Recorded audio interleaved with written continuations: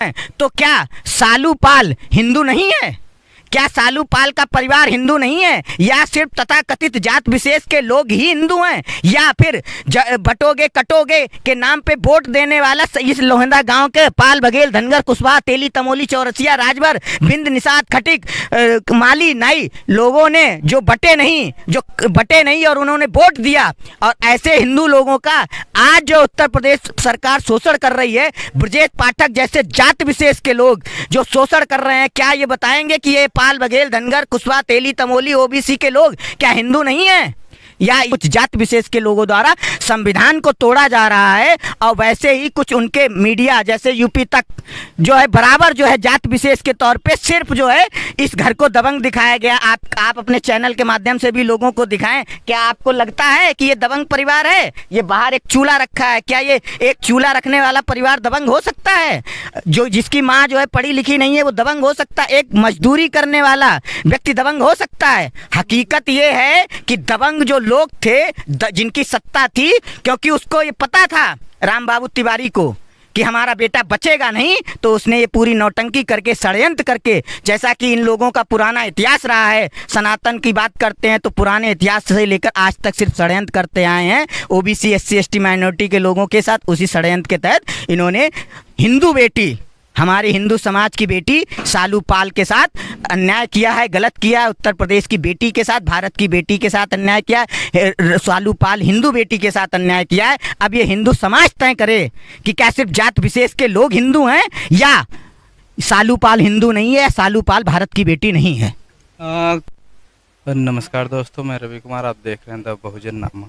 दोस्तों, आज मैं मौजूद हूँ कौशाम्बी जिले के सैनी थाना के अंतर्गत जो लोहंदा गाँव पड़ता है, उस गांव में मैं मौजूद हूं। और अभी देख सकते हैं 27 मई को एक घटना हुई जिसमें पाल समाज की एक 8 वर्ष बच्ची के साथ क्या कहते हैं दरिंदगी की जाती है, उसके साथ बलात्कार करने का प्रयास किया जाता है। आइए हम बात करेंगे। अभी इधर देख सकते हैं कुछ लोग आए हुए हैं, एकत्रित हैं, अभी हम उनसे बातचीत करना चाहेंगे।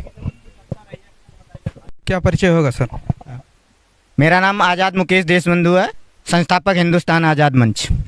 क्या कहेंगे जिस प्रकार से कहते हैं 8 वर्षीय बच्ची के साथ क्या कहते हैं मतलब कि बलात्कार किया जाता है, जबकि वो बच्ची रामायण देखने गई थी और भारतीय जनता पार्टी हिंदुत्व की राजनीति करती है और हिंदू परिवार के साथ क्या कहते हैं वो खड़ी हुई दिखाई नहीं दे रही। इसको आप किस नज़र से देखते? जैसे कि आपने अभी कहा कि बच्ची रामायण देखने गई थी, तो आपको एक बात रामायण का एक प्रसंग भी याद होगा कि योग्य हो जाने का मतलब ये नहीं है कि आप किसी जात विशेष से हैं योग्य हो गया।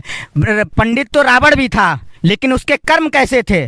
कुकर्मों जैसे काम थे। उसने सीता जैसी पवित्र आत्मा को चुराया और रावण जैसे व्यक्ति का सर्वनाश हो गया और उसका पूरा परिवार जो है खत्म हो गया। तो मैं ये याद दिलाना चाहता हूँ कि उत्तर प्रदेश में नारा दिया गया था कि बटोगे तो कटोगे, और गर्व से कहो हम हिंदू हैं। तो क्या सालू पाल हिंदू नहीं है? क्या सालू पाल का परिवार हिंदू नहीं है? या सिर्फ तथाकथित जात विशेष के लोग ही हिंदू हैं? या फिर बटोगे कटोगे के नाम पे वोट देने वाला इस लोहंदा गांव के पाल बघेल धनगर कुशवाहा तेली तमोली चौरसिया राजभर बिंद निषाद खटिक माली नाई लोगों ने जो बटे नहीं और उन्होंने वोट दिया, और ऐसे हिंदू लोगों का आज जो उत्तर प्रदेश सरकार शोषण कर रही है, ब्रजेश पाठक जैसे जात विशेष के लोग जो शोषण कर रहे हैं, क्या ये बताएंगे कि ये पाल बघेल धनगर कुशवाहा तेली तमोली ओबीसी के लोग क्या हिंदू नहीं है? या क्या इन्होंने वोट नहीं दिया है, या सिर्फ वोट ले लिया और उसके बाद इनको काटा जा रहा है?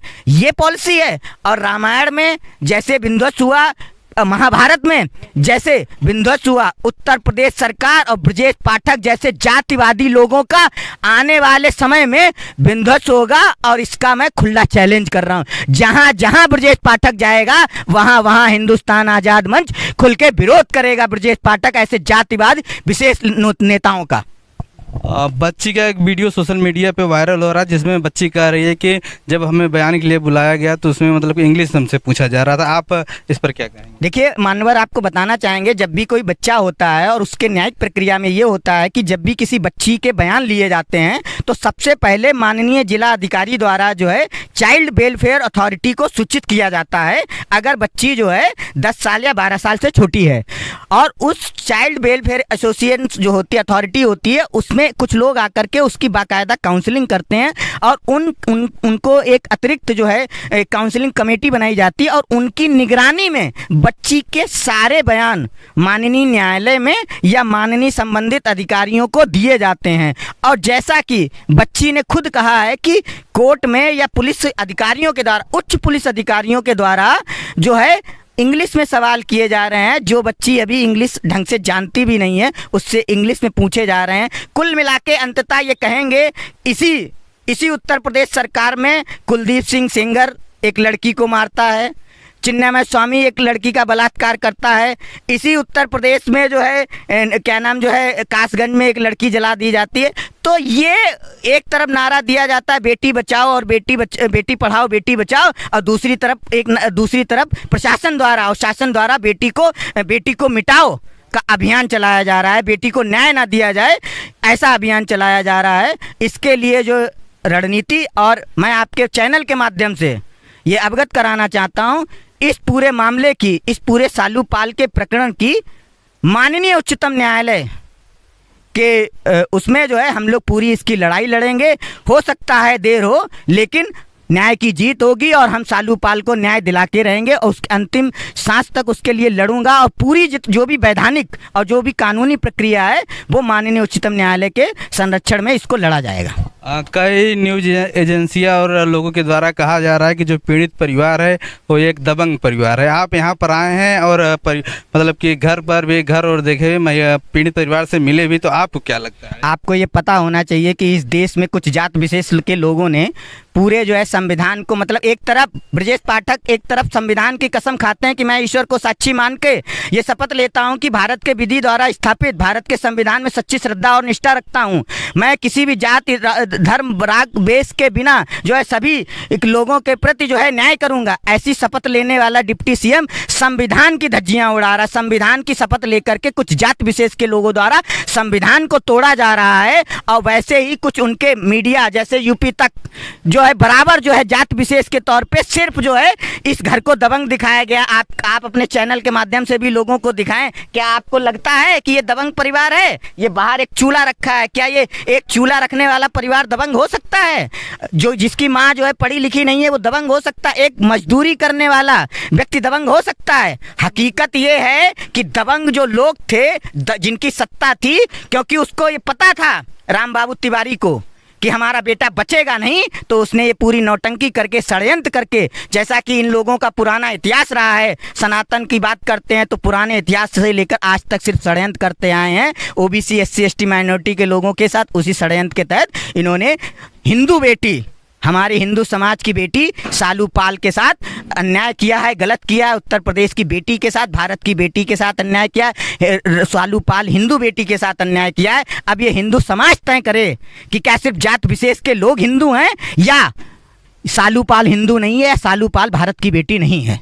जो आरोपी हैं उनका कहना है कि जो यहाँ के प्रधान प्रतिनिधि हैं उनका जमीनी को लेकर विवाद था, कुछ उस विवाद को कारण क्या कहते हैं, ये जो पीड़ित परिवार है इनको उकसा के राम बाबू परिवार को फंसाने का काम किया गया है। आपको ये पता होगा किसी भी सरकारी योजना में जब हम आवेदन करते हैं, जब पात्रता की जो सूची होती है, उस पात्रता की सूची में ग्राम पंचायत स्तर से लेकर के CDO के स्तर तक, मुख्य विकास अधिकारी तक, उसकी कई जगह जो सेक्रेटरी, फिर APO पंचायत, फिर क्या नाम ADO पंचायत से लेकर फिर CDO तक चाहते होती है और कई बार सूची बनती है और बिगड़ती हैं।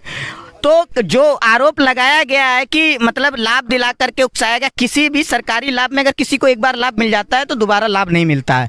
कुल मिला के एक कुचक्र है, एक षड्यंत्र है। और जब इसकी न्यायिक फेयर इन्वेस्टिगेशन माननीय उच्चतम न्यायालय के संज्ञान में जब होगी तो दूध का दूध और पानी का पानी आ जाएगा। ऐसे तथाकथित जात विशेष के लोगों का पर्दाफाश होगा। बस थोड़े दिन समय का इंतजार करिए। इसी देश में कन्हैया कुमार को देशद्रोही बनाया गया, इसी उत्तर प्रदेश में कासगंज की बेटी को जलाएगा, लेकिन न्याय सब जगह मिला है। मुझे सब भारत के संविधान पे, भारत की न्यायिक व्यवस्था पे, माननीय उच्चतम न्यायालय पे पूरे भरोसा है। और हम जानते हैं इस लोहंदा गांव की कौसाम्बी कि जुझारू बेटी, इस देश की भारत की जुझारू बेटी सालू पाल को न्याय जरूर मिलेगा। माननीय सुप्रीम कोर्ट बेटी सालू पाल के साथ न्याय जरूर करेगा। तमाम मुद्दों पर बातचीत की। आप लोगों की क्या प्रतिक्रिया, वीडियो कमेंट में हमें जरूर बताएं और चैनल पर नए हैं तो चैनल को सब्सक्राइब करके वीडियो को लाइक करके अधिक से अधिक शेयर करें। धन्यवाद।